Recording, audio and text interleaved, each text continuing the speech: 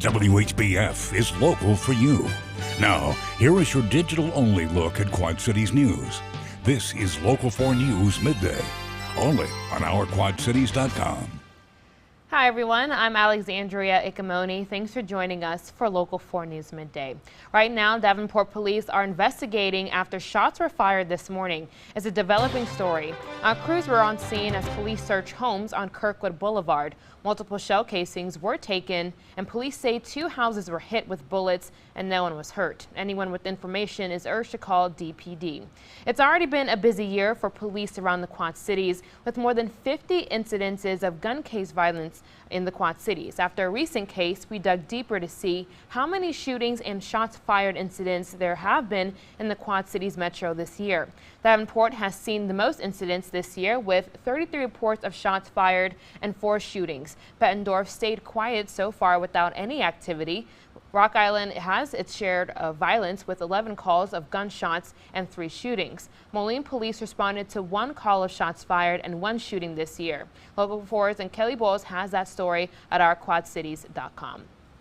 The Army Corps of Engineers is taking another long look to make sure the Quad Cities levees are prepared for the rising waters. Our meteorologists say the Mississippi River has now reached its 8th highest point on record and is expected to rise almost another foot by the weekend. That would bring the crest to 20.4 feet. Engineers know the levees can handle it because they were prepared for the worst. And the levee in Rock Island is about 10 feet tall, the highest the water has ever hit on its 7 feet.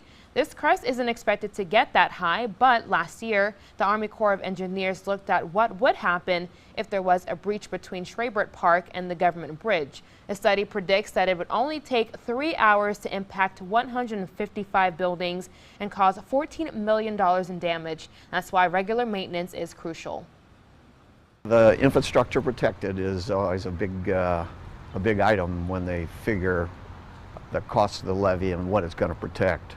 So that's an important factor. City documents show the Corps is now analyzing how best to protect parts of Rock Island County that are not behind a levee. Several weeks with more than likely pass before we know what killed a Scott County inmate this week. Guards found 49-year-old Billy Lacey dead in his cell on Monday during a wellness check. Officers booked him into the Scott County Jail for drunk driving on Saturday.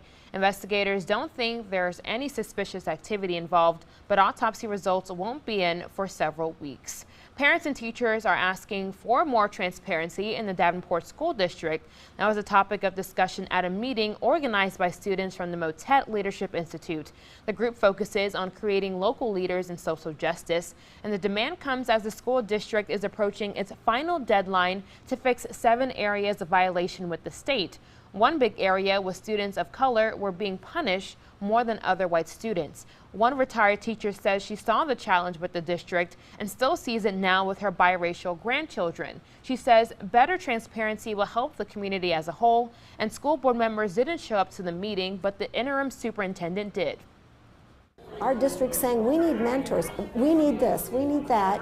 Our community would be more accepting of what's going on and be more helpful and would know how they could help our students. It's very uplifting being in this room today because everybody in this room wants the same thing that the school district wants. We want to improve in areas that we need to improve in. We want a more informed community. The superintendent stopped short of promising to publish those disciplinary numbers on the school's website, but he says they've hired an outside consultant to help form a better guideline for the district. And if you see news happening, forward it to Local 4. Just download the Our Quad Cities app. It's available on Android and Apple devices, and it's free. You can get breaking news notifications and also share stories you want to see highlighted on Local 4. And while the river levels have plenty of water, the Red Cross wants to make sure it's safe to drink. The agency tells Local 4 News Mississippi River flooding in Pleasant Valley has started impacting well water of people living by the shore. The Red Cross was outside the Bettendorf fire station on Valley Drive yesterday with bottled water and will be there again today. It's vitally important that they drink safe water. There's all kinds of diseases that can happen with unsafe water, and yeah, that's not good. The Red Cross tells Local 4 News they had about 6 people come yesterday morning, and they will be out again from 4 to 6 this evening. Once the severe weather starts, the storm sirens will start right up too. But did you know that they go off for more than just tornadoes? Zane Sastry has more about that. Warning sirens. For many of us, when you hear warning sirens, that's the first indication that the weather outside is really starting to get nasty. It's one thing to watch TV and see the brightly colored radar images and the warnings on the screen, but it's not quite the same as hearing that ominous wailing sound of the sirens down your street. Now, for many of us, we hear sirens and we think tornado, but that's not always the case. For example, here in the Quad Cities, there's actually more than just tornadoes that can trigger sirens to be blown. First of all, of course, is tornadoes, like everybody thinks, but also straight line winds. Those can be just as strong as weak tornadoes, like an EF0 or EF1. They can cause just as much damage, and they can cause damage over a much larger area. So actually here in the Quad City Metro, sirens will be blown for warnings that indicate winds possibly over 70 miles per hour. Also hail in excess of golf ball size or more. Golf ball size is about 1.75, an inch and 3/4 in diameter. Hail, for perspective, kind of your basic severe thunderstorm warning is for either 60-mile-an-hour winds or also hail of about quarter size. That's about 1 inch. Watch our Local 4 News severe weather special, Shelter from the Storm. That's tonight at 6:30, right after the 6 o'clock news. It'll also air on the Quad City CW at 9 p.m. Now, a new approach to handling homelessness in the Quad Cities is seeing progress. As we reported in January, the Salvation Army launched coordinated entry to help people access housing programs. Since then, they've helped more than 130 people, 95 who have met the federal definition of homeless.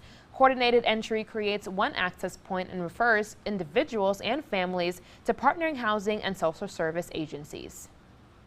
Sometimes we can help the families entirely, but most often we're helping them partially. And then with the other agencies coming together, we're making the community's resources just expand in a way that I don't think anybody could have really dreamed possible before. Now, the Salvation Army tells us the numbers are slightly lower than expected so far. Rock Island State's Attorney John McKeague has been appointed by the Illinois Supreme Court as a resident circuit judge in the 14th Judicial Circuit. The appointment is effective May 1st and will end on December 6th of 2020 when the position is filled in a general election. McKeague has been the Rock Island State's attorney since 2012. The 14th Judicial Circuit covers Henry, Rock Island, Mercer, and Whiteside counties. Blue pinwheels are now planted in front of the Davenport Police Department, and it's for a great cause. It's in partnership with the Child Abuse Council to bring awareness and prevent kids from being abused. Blue pinwheels means healthy, happy, and full childhoods, and April is recognized as Child Abuse Prevention Month. The rising floodwaters have proved to be a challenge for a lot of people, but a rare opportunity for others. Peter Robinson is known as the Fish Guy after he noodled a 50-pound catfish and carried it through downtown Davenport. He's now seen as an internet sensation. You'll even find several memes of him floating around. Before all this, I was literally a nobody. I was homeless. I still unfortunately am. And afterward, I was, getting all these job offers, gigs to show up to, different celebrity, other appearances. Robinson says the support he's received has been amazing, and he did have to pay a fine for picking up that big fish with his hands because noodling is illegal in Iowa. And temperatures are looking up today and in the days ahead. Ash has a look at your local pinpoint forecast when we come back.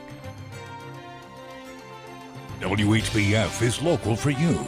You're watching a special digital newscast on OurQuadCities.com with Alexandria Icamoni and meteorologist Ash Simpson. This is Local 4 News Midday, available only on OurQuadCities.com. We are the believers, we are the hope keepers, living to make a difference.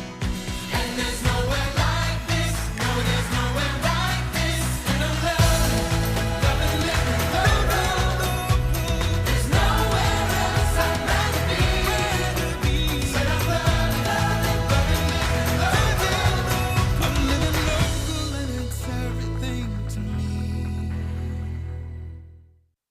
And now, meteorologist Ash Simpson with your local pinpoint forecast. Well, this weekend is looking like it is going to be very, very nice. Today's getting warmer than it was yesterday, but by the weekend getting into the 70s, and this is the first time this has happened since October 10th. That's 177 days below 70 degrees.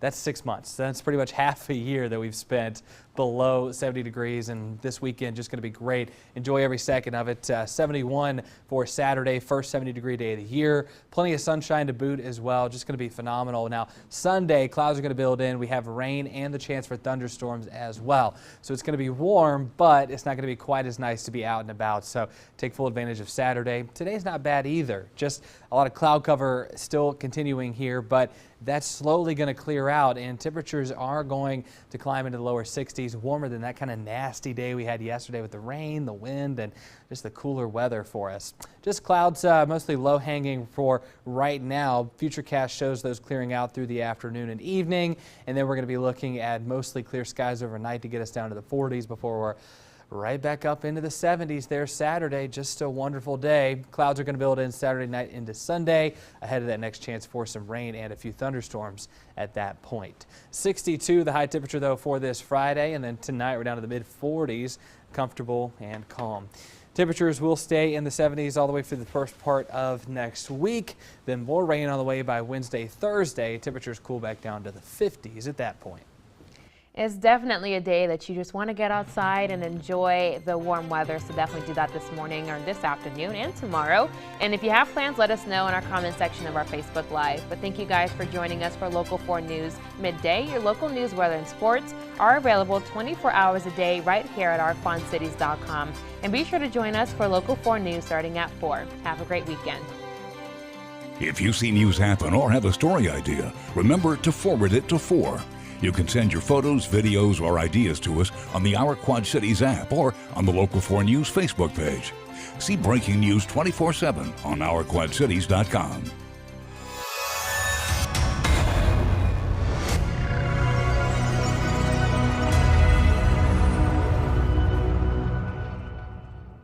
Have you watched Local 4 News lately? Breaking news tonight out of Davenport. Several shots were fired around 4 this afternoon. We were first on the scene of the massive fire. With more local stories than anyone else. Live in Davenport. In Rock Island. The Knox County Courthouse. Breaking news. Local 4 News was the only station on the scene. We were there when they took the suspected drug dealer down. It's a Local 4 News exclusive. And the fastest growing source of online news coverage. On air but online. Isn't it time you made Local 4 News local for you?